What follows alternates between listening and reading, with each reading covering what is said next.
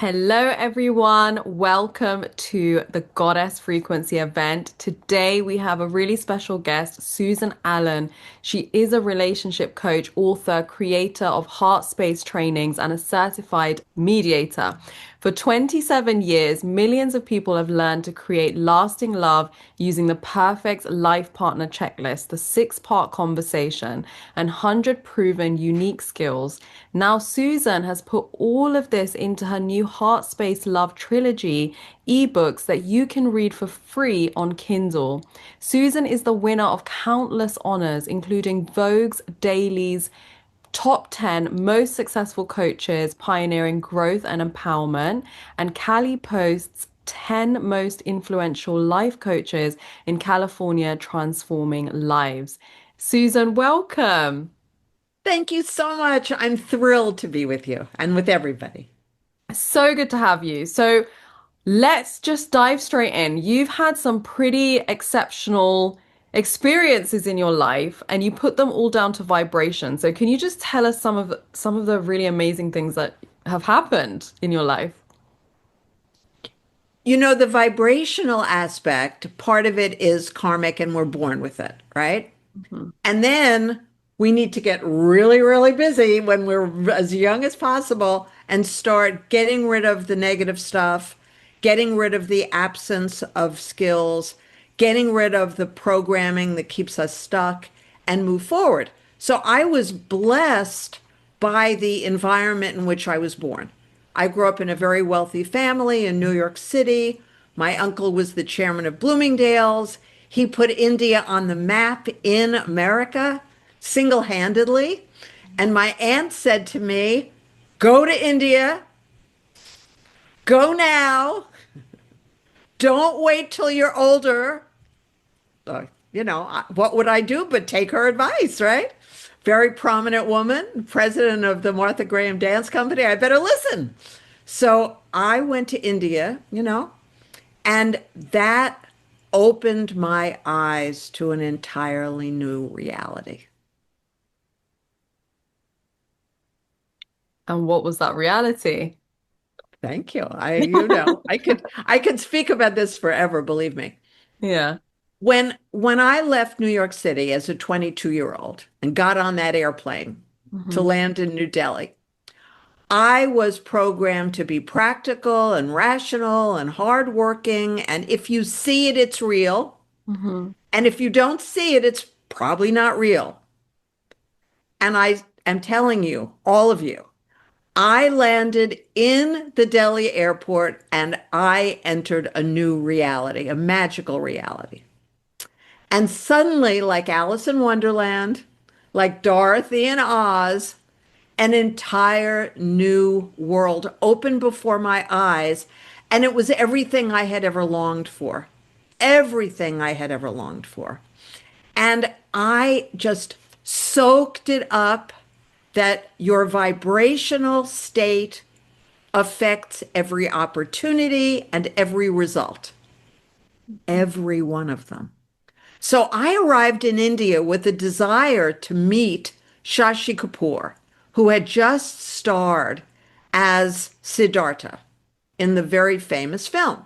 Hmm. And I had this on my bucket list. And on my very first trip, I saw him at a train station in Jaipur, surrounded by paparazzi. Well, I could have walked over and I said, but it just seemed awkward. So I didn't. Years later, I met him in the elevator at the Sea Rock Hotel in Bombay, just the two of us. And he invited me for drinks, but heartbroken, I told him, I'm leaving for New York today. I'm on my way to the airport. Now I didn't say I wanted to meet you for years. I just said, well, I look forward to seeing you next time. And the very next time I went to the Breach Candy Club on a date. And he arrived with somebody, and he was sitting at the table behind me. I heard that voice. I turned my head and I said, Susan, this is the divine answering your request, because that's how it is. You have to jump, you know? And I'd had two opportunities already. And He saw the look on my face, you can be sure. So he walked off ostensibly to make a phone call, and I walked off ostensibly to go to the ladies' room, but we were going away from our, companions to meet. And we did. We were involved with each other for years. But what's the point of the story? It has nothing to do with me. It Mhm. has nothing to do with him, though one of the most famous Bollywood stars to have ever lived. It's you focus on what you want. You have the skills to attract what you want by being in a high vibrational state most of the time and a very high level of certainty about that thing you want. Mhm. And boom, it appears. Wow. And I just want to take this conversation into a place because I know you've been proposed to 17 times, right? And I know there's a lot of women, beautiful women, got their life together. There's nothing, they're thinking, why is it not happened for me? What is it about me? And they are familiar with manifestation practices and, they work on themselves and all this stuff. What is going on there? My mother was a goddess. My mother was very clear about it. My mother was very popular with men. My mother had three fabulous men who married her at different points in her life, one being my father. Self-confidence, a deep level of self-confidence when you scratch the surface, a vibrational self-confidence is what's required to manifest anything. I have some what are called siddhis, some abilities, and I studied in India 57 trips, so I'm not surprised that I have these. But what is the common denominator that allows me to produce these results for my clients? I have clients who have 4x'd their income working with me within 12 sessions, Mm, 3x'd, certainly 2x, tons of them. I mhm, had to build up their self-confidence. They already had skills, or it never would have happened. It would have taken a lot longer. I would have had to get them the skills and the self-confidence, right? mhm, But when people have the skills, they have to have the vibrational state of self-confidence. It's not what you see when you look in the mirror. That's not the point. It's what does he or she see? When somebody looks at you, what does that person see? And I can tell you, I have stories that could go on for a million years about men who were captivated by me. I wasn't even noticing. Two of the men who proposed to me proposed on first dates. wow. Wow. Okay. Well, yes, confidence is really important. How does someone, but you talk about vibrational confidence, right? Yeah, What is yes, can you break down vibrational confidence for us? yeah. First of all, your biochemistry has a lot to do with it. Mm, You have to exude joy. You literally have to have joy coming out of your pores when you think of that. Now, believe me, when I got together with Shashi Kapoor, I was scared to death. So don't think I wasn't. But by then, I had already closed the deal. mm, So that's what you have to understand. You have to have enough self-confidence and enough joy to be magnetic. mhm, And I also had a fascination with Warren Beatty when I was very young. And I was 12, and I determined that when I grew up, I was going to have a thing with Warren Beatty. And when I was 40, I was in a restaurant with my boyfriend celebrating his birthday, and Warren Beatty propositioned me. Now, that's a very long time, and I obviously hadn't thought about it, you know? But mhm, I also had three opportunities it was only a hookup because it was Warren Beatty, three opportunities with Warren. yeah. So we know that three is a spiritual number. if you really want something and you exude joy and you're practicing magnetism to bring this thing to you and you don't give up, you understand you've got to alter you, you've got to adjust you, you've got to course correct you, then my experience with thousands of clients who worked with me one on one and millions of people that I've helped in various ways tells you keep going, don't give up. Giving up is the worst of the choices. Hmm. I love that you talk about magnetism, and also earlier in the conversation, you met when you were telling these stories, you were isn't if it wasn't quite what was the moment? Yeah, when you had to go back to New York, right? And it wasn't you the manifestation had happened, but it wasn't quite comfortable. And you didn't adjust yourself. It's not like you thought, okay, I'm gonna cancel my trip for this. You just thought, okay, what did you actually think in that moment? Did you think the universe will bring it back around to me, or what was the mindset? Well, first of all, I mean, that was my first thought. How is this even possible? He's Yeah. the size of the elevator at the Sea Rock Hotel is hardly bigger than my dining table. It's small. I was so close to Shashi Kapoor, and I had worked for Merchant Ivory Films, which is how he got his start with international films. So, I mean, I could have reached out and, started making out with him in the elevator. I'm sure he would have loved it. But the point is, I had self-confidence Mm-hmm. that was vibrational self-confidence. Mm-hmm. When I've manifested large amounts of money, and I've manifested $50,000 three different times and $850,000 once and a million and something, a million and a quarter dollars once. I had absolute confidence that whatever appeared to be standing in the way was making room for me. Moses is parting the Red Sea. If you have an understanding of that Bible, then that's the story you want to think about. It's happening. It's happening now. It's happening for me. It's happening because I deserve it. I earned it. That's the self-confidence piece, right? Mm-hmm. Why wouldn't it happen for me? If it's love, there are billions of people on the planet Earth. And once you get clear about who your perfect life partner is, there are billions to choose from. If it's money, if it's career, if it's success, if it's a great place to live, if it's any of those things, you have to believe you deserve it. And I got a lot of that from my mother and my father. My father was entirely self-made and ended up going from a place in New York called Hell's Kitchen, which was just the way it sounded, and ended up as a surgeon on Park Avenue because he said so, right? Mm-hmm. He determined. My mother, who came from a very comfortable environment financially and every other way, had horrible health issues.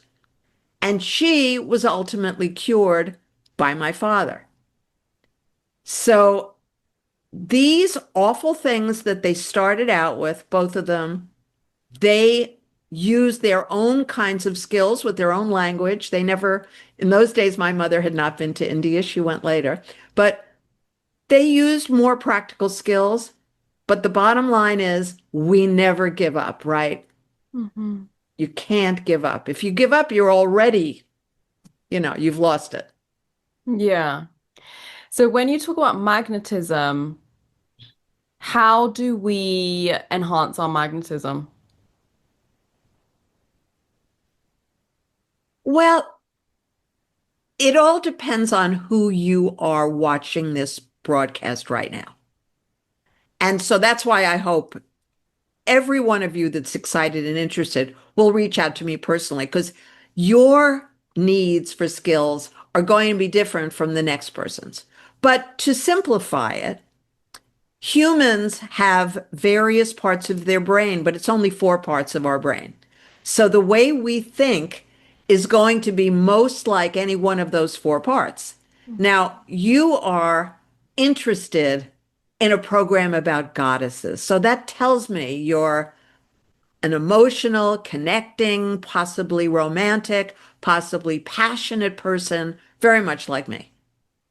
And because goddesses are a divine, characteristic, then you're probably a visionary who understands the unseen world is real. So to answer the questions about how to be magnetic, those are two separate attributes, two separate areas of focus. So the way I look is very much the romantic, sexy, passionate person. But the way I think is very much the divine, connected to spirit person. Mhm. And one without the other, uh-uh, tried it. I tried it and tried it and tried it 17 times, you know, and no, the divine connection is what really makes my day and night, makes me joyous. And that's where true power is. So, goddesses, we have to be peaceful and powerful. We have to be both all day, all night, whenever required. And then, in order to have your choice for the partner pool, you have to be passionate. They have to know that they can count on you to bring passion, not wait for them to awaken it in you. Mm. That's a big distinction, right? And bringing passion, just let us know what that is, because that word is a little bit loaded in this time. Right. Well, we're just very lucky that there's no Me Too movement for women. So the fact that I was able to express to some of those men who were my lovers, not all the ones who proposed to me, because some of them weren't my lovers, were never going to be my lovers, but to the men who became my lovers, who I invited to become my lovers. I was a different person from the person I am with you today, the person I am with someone who's not a lover, someone I want to be my lover. And so it activates their heart. That's huge. My whole message is be in your heart space, not your head space. Mhm. Be able to be in a vibration of love, not just up in your head. So you activate their heart because your heart is open. You don't wait for them to do it to you first. By the time you walk into a room to be with someone who either will be or is your lover, you already must be in your heart space. You have to be able to connect to him. Men are quite frightened of women, and I understand why, you know. And so we have to be able to activate in them the experience of love. We have to bring our consciousness to the experience and awaken that consciousness in them. And then, of course, awaken the sexual experience in them. Mm. That is something very few human beings know how to do, and I teach it. And what about the times where, so women can feel rejected, either in the early stages or during a relationship? It's been my experience that about 6 months before somebody dumps us, and it's happened to me, of course, I made the decision that Ed wasn't really for me. David wasn't really for me. Now, what's ironic and why I mention these two guys, they're real people, is Ed and I were together one summer a long time ago. And he really wasn't for me. And so when he said, I don't think this is going to work out, I said to him, fine. And David, I was never David's type. He liked someone who was very different from me. Fine. But the irony is, I kept doing my work. I didn't think about them. I moved on, you know. But each one of them called me about 6 months later. David proposed over the phone from California. I was still in New York. I was like, huh? You? It's what I wanted to say. I Yeah. wanted to say I was never your type. Yeah. And Ed took me to dinner in New York, sent a limo, which I love. We went to what he called our restaurant. Guess what? I had no idea where he was just, huh? He Yeah. suddenly was in this very romantic state. And at the bar, I knew what he was going to do. And Hmm. I said, please don't. That's what I encourage everybody to do. If somebody looks like they're going to propose and you're going to say no, don't let them propose. Hmm. Because then they have this big upset the next time they find somebody they want to propose to. And then the guy will say to you, as they've all said to me, you don't know what I was about to say. And then, of course, you very sweetly say, well, I did. I did. But I'm sure there's someone you could marry who would be a perfect match for you. And so, what was that all about? They didn't reject me at all. We weren't a match, and I had the wisdom to know it, and so do you. Hmm. Amazing. And I also want to talk about the sisterhood wound a little bit because I know that in a woman's consciousness, and it's probably happened, it's definitely happened to me, when we do shine bright and we're full of life and we're in our energy and we're full of confidence, it can attract jealousy. And it can attract jealousy from in many different situations, like either through friends or if you're married, it could be your mother-in-law or whatever it is. And then it's tricky to navigate that. So what do we do there? You go right into empathy for that person who's obviously feeling scared and needs self-respect or feels frustrated and needs appreciation or feels disappointed and needs acknowledgement. Now, you don't say those words, but that's the deep understanding of the wound. And so you pivot from because I mean, I showed up happy and joyous and bubbly and all that today, right? Mhm. So thank goodness you're not somebody who is the person you just described. But if you were, I would have, cut the bubbly thing. I would Really? have, yeah, yeah, because You would have stopped, you would have adjusted yourself. have to first. Okay. You can't ignore somebody who's bleeding on your carpet, right? You Hmm. can't pretend that there's no blood spurting everywhere. If somebody's in Yeah. pain, they're in pain. Yeah. So you have to address that first as a compassionate human being. And then and only then can you bring that person along with you now that they're feeling better. Now together we can have a good time doing what we're here to do. But we can't ignore that somebody's in a lot of pain. It's like every time a child goes, you know, mommy, mommy, and the child wants attention, needs attention, whatever it is, and the mother ignores that child. You know what happens? The child doesn't stop. They keep dogging for their needs. Hmm. And the mother would have been well served to have spent the 5 minutes doing some of the skills I teach. Eye gazing is the top one. And, get the child okay, and then go back to do what you wanted to do. Hmm. That makes sense? Yeah, that does make sense. It's a very interesting perspective because I think the common narrative is like, don't edit yourself, just keep your energy going. But then it can feel kind of exhausting because you're feeling one way and the room is not receiving you. You can't keep going.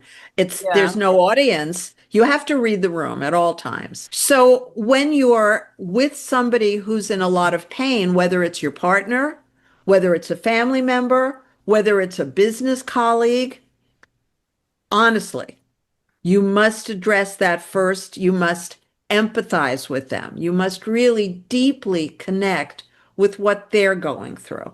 Mm-hmm. And that's empathy, which I teach. It's part of my 6-part conversation. Mm-hmm. And then after you finish that, then you go into self-expression back to what it was you wanted to share. But now you've got someone who's able to listen. That's a Mm-hmm. huge, huge shift, right? Yeah, definitely, It takes definitely. skills, it takes skills, but I teach it. And nobody is ever in the millions of people I've, taught it to in groups and what have you, nobody's ever said I can't learn this. Everybody's learned this. Yeah. So Yeah, okay. And you also talk about sacred intimacy in your ebook and also in your private coaching. And you mentioned it briefly, before. But what would you love women to know about sacred intimacy in 2026? I come from the generation of the sexual revolution. So we made all this possible, you know? And boy, this is so huge for each woman to be responsible for our own sexuality, to be able to be multi-orgasmic if you choose to be. I had to learn how to do it. I teach this to people on the phone. Everybody's got their clothes on and we're just talking. So it is a skill set. There is a switch in each brain, and the switch is either on or off. If the switch is on, you're not listening to stories and words and nonsense when you really want to be passionate, loving, and orgasmic.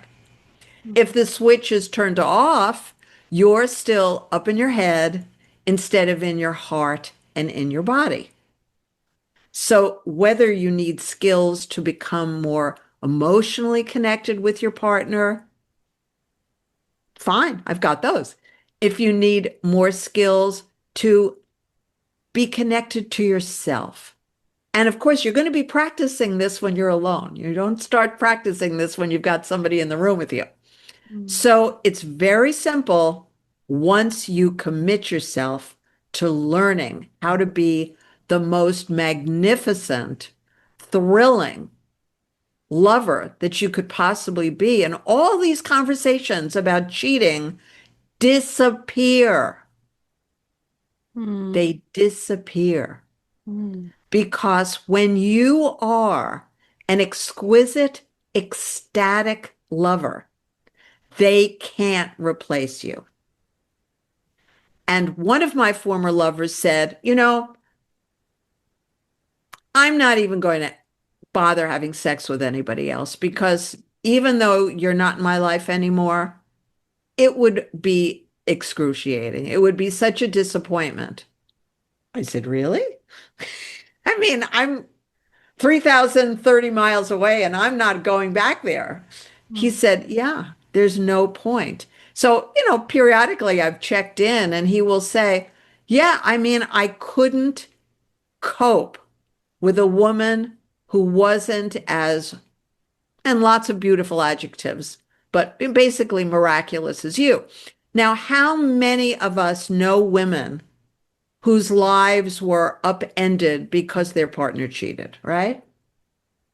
And certainly I've had partners cheat on me, but it was before I had these skills. Maybe I was a newbie and I was just discovering them, or I was learning, or I thought he should this and he shouldn't that. Well, that's just never going to get us anywhere.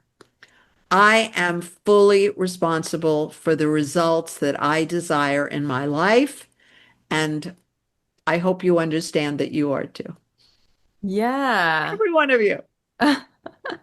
So we are going to do some brain breathing with you, which is a secret to self-soothing quickly. And before we get on to that, I just wanted to talk about your free gift, which is an hour private session with you and the free Kindle books. Beautiful. Thank you so much. So, the trilogy, the Heartspace Love Trilogy, is a free read for you on Kindle. So, just go into Kindle and put in Susan Allen's Heartspace Love Trilogy. That's it. And Heartspace is one word. And they will show up, and you can read the whole trilogy or the dating book, the marriage book, the sacred intimacy book. I hope you read all three. And I hope you share them with everybody you know. And Amazing. then the complimentary session, which I absolutely encourage everyone to schedule with me. And you've got my contact information Yes. through this marvelous, marvelous Goddess Summit. You want to be able to have privacy to ask me your questions. And Mhm. you want to know that I will be giving you specific answers to where you've struggled or you've suffered or you haven't yet reached your goals. Because I've been doing this for 27 years. And every single person I've ever spoken to, in 10,000 plus free sessions so far and counting, Wow. people have said, oh my goodness, I've been waiting decades for this answer. And if you go to my primary website, you can find 60 pages of testimonials, 60. And the primary website, susanallen.org, and my last name is Allan. Yeah, we will put all of the links down below so that is easy for Beautiful. everybody to access everything that you've given us, your website, your Facebook, YouTube, all of that, and so much more. So, yeah, over to you. I'm just going to pin you and then we can experience this with you. Beautiful. So, this is brain breathing. Brain breathing is the fastest self soothing technique that I have developed, and I've developed seven. So, this is the one that I have every single person learn. It's the first thing I teach in every coaching session, if they don't already know this. And why? Because you need to have a fully functioning brain if you have a difficult situation you're going through. So, brain breathing is the very first thing you do when you have a situation that you don't love. I had a car accident. The car was totaled, absolutely smashed to bits. I emerged from the car without a scratch, without a bruise, without any neck injury at all, as if I had not been in that car. That's remarkable. So here's why it works. The first benefit of brain breathing is that you stop thinking the negative thoughts you're probably thinking when this undesirable situation occurs. So it gets you out of your head. That's huge. The second is when people feel scared, they stop breathing, right? So, this brain breathing, which you need to practice with me today and then practice tonight, tomorrow, practice for a couple of days so it's set in your mind. This keeps you breathing, which reoxygenates your brain. The most important thing to do under stress, keep breathing. And the third reason this is so beneficial is that it connects the sympathetic and the parasympathetic nervous system, which is, in simple language, functioning of the brain.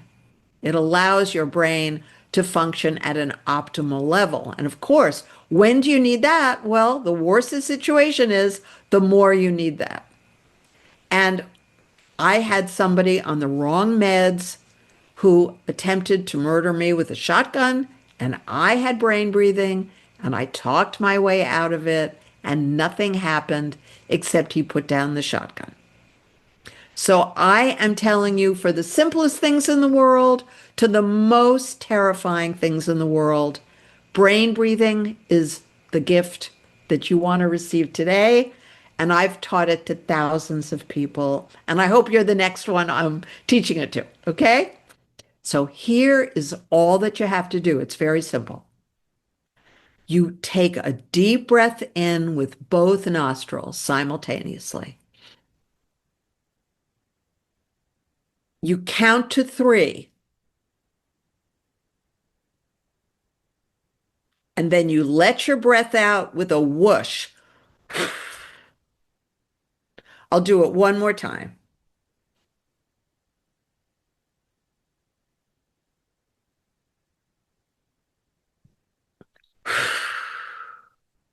Now, you can do this anywhere with anyone by being more subtle. You don't have to let your energy out with a whoosh unless you're alone. You could be in a meeting, you could be with your lover, you could be with your family, you could be on an airplane, anywhere. And all you do is when you're ready to expel your breath, so just gently open your lips a little bit so the breath comes out. Now, it's more satisfying to do the whoosh because if you're really scared or really angry or really furious, it's satisfying. But the most important thing is that you do it. It may take you longer to completely calm down if you do it the invisible way, and it works. Now, a lot of people have said to me, oh, yes, I know this. Turned out they didn't. They were conflating this with something else. I don't know about those other tools, though I've actually practiced yogic breathing many times and monad breathing many times and all that. I want you to learn this one. You can do anything you wish. That's your choice. I just want to make sure you have this in case you need this. And life is long, and you may very well find, like me, that this is the thing that saves your life. And if you have family members and children and all that, please teach them. Be my guest. The more people who know how to self-soothe, the more cooperative, peaceful our life is and our world will be. So this is Brain Breathing, and I'm Susan Allen. Thank you so much, Susan. That was such an incredible interview and session. And as mentioned, all the links are down below in the description for you to access. Thank you so much for being with us. Thank you. I loved being with you. Thank you so much.